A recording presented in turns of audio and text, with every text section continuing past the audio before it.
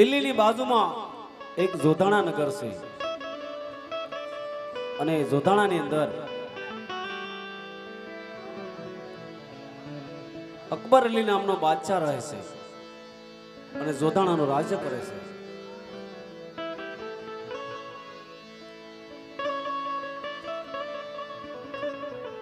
અને દ્વારકાની અંદર વસંત પંચમીનો મેળો ભરાય છે. ત્યારે રામદેવજી બાપા મનમાં વિચાર કરે છે કે અત્યારે મારે વસંત પંચમીનો મેળો માણવા માટે દ્વારકા જવું છે. ત્યારે રામદેવજી બાપા તેમના માત પિતાની રજા લેવા માટે રાજ દરબારમાં આવે છે. અને રાજ દરબારની અંદર અજમલ રાજા, માતા મીનળદેવ અને હરભુજી આ ત્રણે રાજની અંદર બેઠા હોય છે. અને રામદેવજી બાપા માત પિતાની આજ્ઞા લેવા માટે રંગમેલ તરફ ચાલ્યા આવે છે.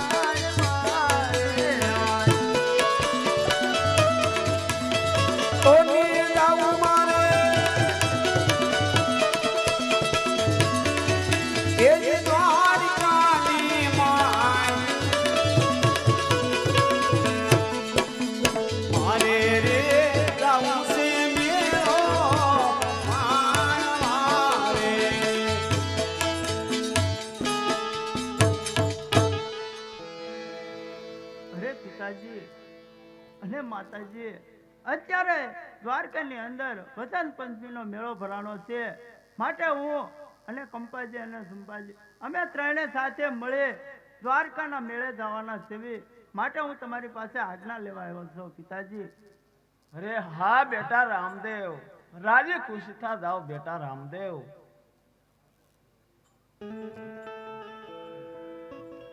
અરે રામદેવ, જ્યારે સંકટ પડે, જ્યારે તમને સમરી, ત્યારે અમને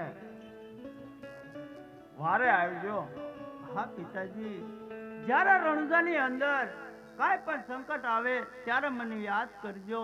હું પલવારની અંદર તમારી વારે આવીશ. અરે બહુ સારું બેટા રામદેવ, રાજી ખુશી થા જાઓ. હા હરભુજી, મારા માત પિતાની જવાબદારી હું તમને સોંપું છું.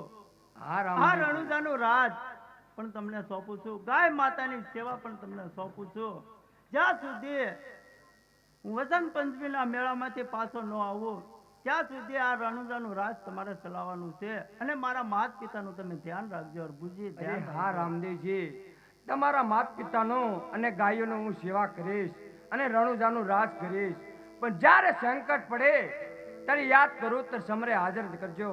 હા હરભુજી, જ્યારે રણજાની અંદર કાંઈ પણ એવી આફત આવે ત્યારે મને યાદ કરજો.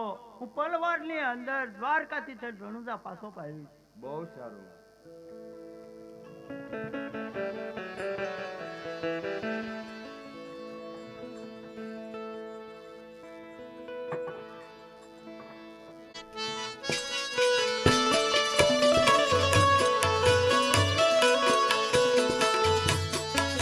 આજ હરભુજી ગાયું ને બકરા તાર તારે આજ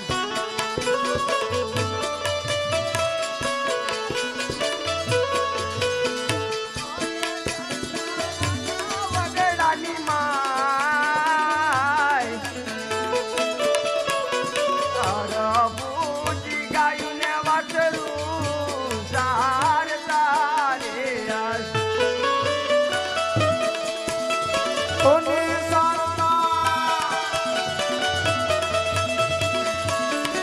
ઈ તો વગડાની માય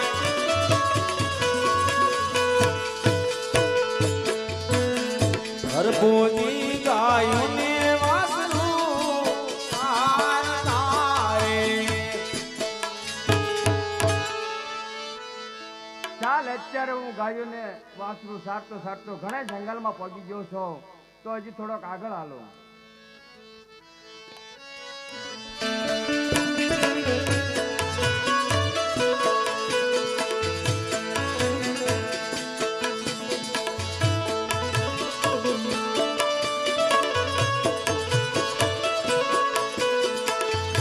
આવી રીતે રામદેવજી બાપાની આજ્ઞા મુજબ